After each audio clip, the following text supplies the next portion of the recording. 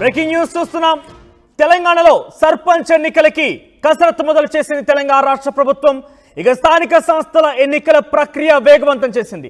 ఎన్నికల ఏర్పాట్లు మొదలుపెట్టిన రాష్ట్ర ఎన్నికల సంఘం పంచాయతీల్లో వార్డు మ్యాపింగ్ వార్డుల వారీగా ఓటర్ల జాబితా తయారీపై ఫోకస్ చేసింది.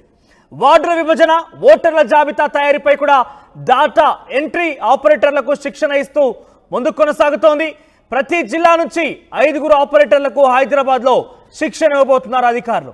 ఆగస్టు 3 నుంచి MCHRDలో ఆపరేటర్లకు ట్రైనింగ్ ఇవ్వబోతున్నారు. 31 వరకు లిస్టు పంపించాలని ఎన్నికల సంఘం ఉత్తర్వులు జారీ చేసింది. ఇక అసెంబ్లీ ఓటర్ల జాబితా నుంచి పంచాయతీ ఓటర్ల జాబితా తయారీ వరకు గ్రామ పంచాయతీలో ఫిబ్రవరి నుంచి ప్రత్యేక అధికారుల పాలన కొనసాగుతోంది. సో మొత్తం మీద ప్రస్తుతానికి గ్రామ పంచాయతీ ఎన్నికల విషయంలో పెద్ద ఎత్తున చర్చనీయాంశం అవుతోంది. అయితే అక్కడ ఓటర్ ప్రక్రియ, ఓటర్ జాబితా మ్యాపింగ్ సంబంధించిన అంశాల్లో కూడా పూర్తి స్థాయి ఫోకస్ చేసింది రాష్ట్ర ప్రభుత్వం. ఎన్నికల అధికారులు ఇప్పటికే ఒక ఆపరేటర్లకు సంబంధించిన విషయాలను కూడా వాళ్ళకి ట్రైనింగ్ ఇచ్చే నిర్ణయం తీసుకుంది. సుమారుగా 31 వరకు కూడా లిస్టు పంపించాలంటూ కూడా ఎన్నికల సంఘం ఉత్తర్వులు జారీ చేసింది. ఆగస్టు 3 నుంచి MCHRDలో ఆపరేటర్లకు ట్రైనింగ్ ఇవ్వబోతున్నారు. ఇక ప్రతి జిల్లా నుంచి 5 ఆపరేటర్లకు హైదరాబాద్లో శిక్షణ ఇవ్వబోతున్నారు. ఈ నేపథ్యంలోనే సర్వత్రా ఆసక్తి నెలకొంది. కొత్త ఓటర్ల జాబితాను కూడా తయారు చేయబోతున్నారు. ఒకసారి మా ప్రతినిధి రమేష్తో జాయిన్ అవుతారు మనతో పాటుగా. ఆ లోపుగా మనం ఒకసారి మీ అభిప్రాయం, ఓటర్ల జాబితా ప్రక్రియ విషయంలో కావచ్చు, ఎన్నికల విషయంలో కావచ్చు, గ్రామ పంచాయతీ ఎన్నికల పూర్తి స్థాయిలో ఇటు కులగణన చేపట్టాకనే చేస్తామని చెప్పారు. కానీ ప్రస్తుతం సిచ్యువేషన్ మొత్తం కూడా తారుమారైంది. కేవలం ఓటర్ల జాబితా అంటూ ముందుకు వెళ్తోంది రాష్ట్ర ప్రభుత్వం. సో గ్రామ పంచాయతీ ఎన్నికల ప్రక్రియ ఇప్పుడు జరిగేటువంటి విషయంలో అనేక ప్రశ్నలు, అనేక సందేహాలు అయితే ఉన్నాయి. అయితే మీ అభిప్రాయం ఏంటి? కామెంట్ రూపంలో కామెంట్ చేసే ప్రయత్నం చేయండి. త్వరలోనే గ్రామ పంచాయతీ ఎన్నికలు ఉండబోతున్నాయి. సర్వత్రా ఆసక్తి నెలకొంది. ఎక్కడ చూసినా కూడా గ్రామ పంచాయతీ ఎన్నికల విషయంలో చర్చ కొనసాగుతోంది. ప్రతి జిల్లా నుంచి 5 ఆపరేటర్లకు హైదరాబాద్లో శిక్షణ ఇవ్వబోతున్నారు. ఆగస్టు 3 నుంచి MCHRDలో ఆపరేటర్లకు ట్రైనింగ్ ఇవ్వబోతున్నారు. అసెంబ్లీ ఓటర్ల జాబితా నుంచి పంచాయతీ ఓటర్ల జాబితా తయారు చేయబోతున్నారు. ఇక తెలంగాణలో సర్పంచ్ ఎన్నికలకి కసరత్తు మొదలైంది. స్థానిక సంస్థల ఎన్నికలకి అధికారులు కసరత్తు మొదలుపెట్టారు. ఎన్నికల ఏర్పాట్లు మొదలుపెట్టారు రాష్ట్ర ఎన్నికల అధికారులు. పంచాయతీల్లో వార్డు మ్యాపింగ్, వార్డుల వారీగా ఓటర్ల జాబితా ప్రక్రియ తయారు చేయబోతున్నారు. దాని తయారీపై ఫోకస్ చేశారు. సో త్వరలోనే గ్రామ పంచాయతీ ఎన్నికలు ఉండబోతున్నాయి. 12,679 గ్రామ పంచాయతీలకి ఎన్నికలు జరగబోతున్నాయి. ఒకసారి రమేష్ దగ్గరికి వెళ్దాం. రమేష్ మనతో పాటు జాయిన్ అవుతున్నారు. ఎస్ రమేష్, ఎటువంటి ప్రక్రియ కొనసాగుతోంది? గ్రామ పంచాయతీ ఎన్నికల ప్రక్రియ కోసం అధికారులు ఎటువంటి కసరత్తు చేస్తున్నారు?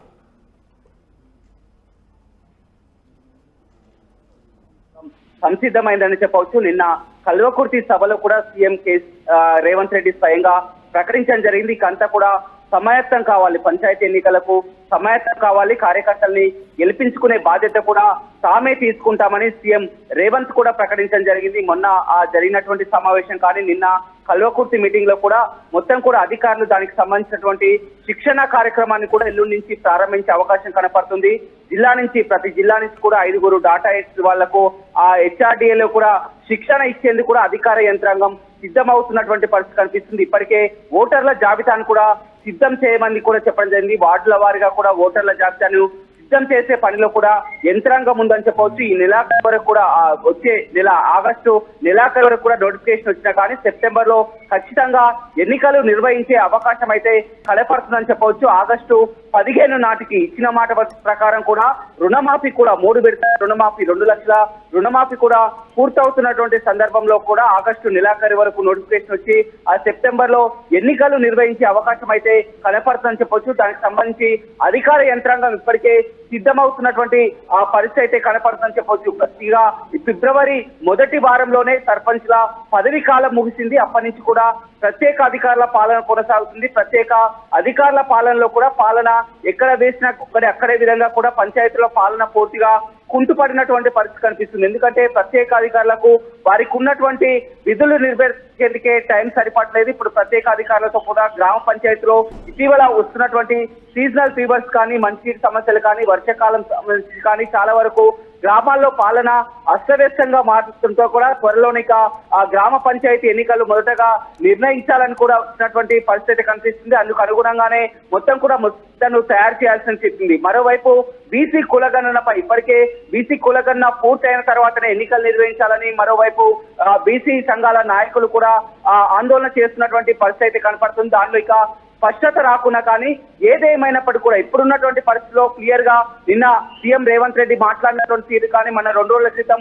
సమావేశమైనటువంటి తీరు కానీ పూర్తిగా పంచాయతీ ఎన్నికలు మాత్రం ఎంత త్వరగతిన అంత చేస్తే బాగుంటుందని ఒక ఆలోచనకు వచ్చిందని చెప్పవచ్చు. ఎందుకంటే గ్రామాల్లో ఇప్పటికే మొత్తం కూడా కాంగ్రెస్ పార్టీ పాలన చూడడం జరిగింది. 7 నెలల్లో చూసినట్లయితే మొన్న పార్లమెంటు ఎన్నికలు ముగిసిన తర్వాత కూడా ఇప్పుడు రుణమాఫీ ఏదైతే ఉందో మొత్తం 7,000 కోట్ల కూడా ఏం జరిగింది. మొత్తం మీద రైతులకు రుణమాఫీ రేపు సాయంత్రం వరకు కూడా 1,50,000 వరకు రుణమాఫీ కొనసాగింది. ఇక ఆగస్టు 15 లోపు కూడా 2 లక్షల రుణమాఫీ కూడా పూర్తవుతుంది. కాబట్టి ఈ సిచ్యువేషన్ లోనే వర్షాలు కూడా సమృద్ధిగా ఉంది. ఎక్కడికక్కడ కాలం కూడా మంచి తరుణమని భావించినప్పటికీ కూడా ఖచ్చితంగా సెప్టెంబర్ మొదటి వారంలో కూడా ఖచ్చితంగా ఎన్నికలు నిర్వహించే అవకాశం అయితే కనపడుతుందని చెప్పవచ్చు. ఇప్పటికే పూర్తిగా యంత్రాంగం అంతా కూడా పంచాయతీ ఎన్నికలపై దృష్టి పెట్టింది. పూర్తిగా మొత్తం ఓటర్ జాబితాను కూడా సిద్ధం చేయాల్సిందిగా అధికారులను కోరడం జరిగింది. రేపటి నుంచి కూడా మొత్తం ప్రతి జిల్లా నుంచి కూడా డాటా ఎంట్రీ వారికి అక్కడ శిక్షణ ఇచ్చే కార్యక్రమం కూడా ప్రారంభించే అవకాశం అయితే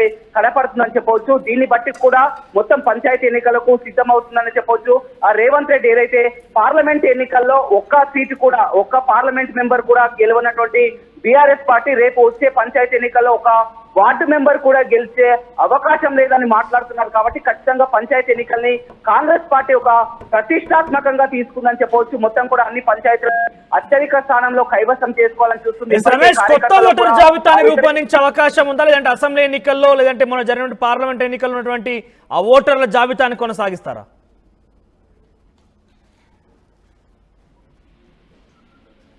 ఎస్ రమేష్, కొత్త ఓటర్ల జాబితాని రూపొందించే అవకాశం ఉందా, లేదంటే గతంలో ఉన్నటువంటి అసెంబ్లీ పార్లమెంట్ ఎన్నికల ఓటర్ల జాబితాని తిరిగి ప్రవేశపెట్టే అవకాశం ఉందా? వార్డుల వారీగా ఖచ్చితంగా ఆ ఓటర్ అయితే చేపట్టే అవకాశం కనపడుతుంది. వార్డుల వారీగా కూడా ఖచ్చితంగా ఇప్పటికే ఆదేశాలు కూడా చెంది ఓటర్ లిస్టు వార్డుల వారీగా కూడా రెడీ చేయాలని కూడా చెప్పడం జరిగింది. కానీ ఇప్పుడు రిజర్వేషన్ల అంశమే ఇంకా కొలిక్కి రాలేదు. పాత రిజర్వేషన్ల పద్ధతిలోనే ఎన్నికలు నిర్వహిస్తారా, లేకపోతే కొత్తగా రిజర్వేషన్లు అమలుకు వస్తాయని అందులో స్పష్టత అయితే లేదు. చాలా వరకు కానీ గత ఉన్నటువంటి రిజర్వేషన్లే మళ్ళీ అమల్లోకి వస్తాయని ఒక చర్చ జరుగుతున్నా కానీ రిజర్వేషన్ల అంశంలో కొలిక్కి రాలేదని చెప్పవచ్చు. ఒకవేళ రిజర్వేషన్లనే పరిగణలోకి తీసుకోవాలంటే కులగణన అనేది ఖచ్చితంగా అయిన తర్వాతనే రిజర్వేషన్లు వచ్చే అవకాశం కనపడుతుంది. కాబట్టి దానికి చాలా సమయం పట్టే అవకాశం కనపడుతుంది. పాత రిజర్వేషన్ల ప్రక్రియని తీసుకున్నప్పటికీ కూడా ఓటర్ల జాబితా మాత్రం